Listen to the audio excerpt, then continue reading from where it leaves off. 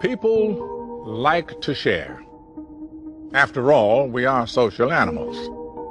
But somehow the age of social media has got us sharing more and more, no matter how uninteresting it might be.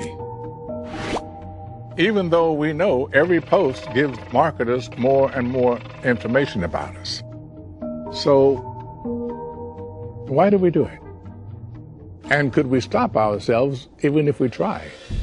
Anyone who uses social media might admit it can be hard to tear yourself away. Now the former head of Facebook says that's exactly what the founders intended. And like the site he helped create, this morning, he has our attention. The 38-year-old mogul admits he, along with other pioneers of social media, knew what they were doing. We understood this consciously, and we did it anyway.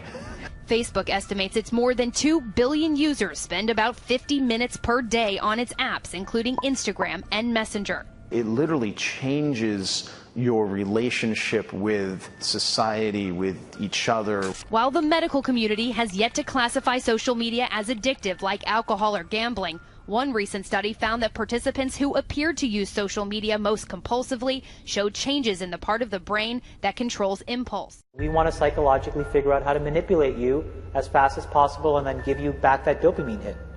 We did that brilliantly at Facebook. Instagram has done it. WhatsApp has done it. Snapchat has done it. Twitter has done it.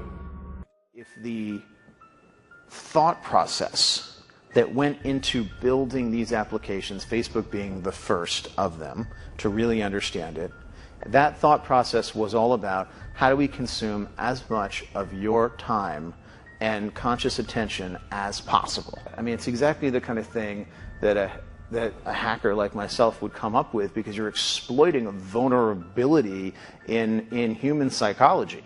That's your real point, is that these companies, and that's what I was saying in this essay a couple of weeks ago, is that companies, just like the tobacco companies, just like food companies, it's not enough that we just like the product.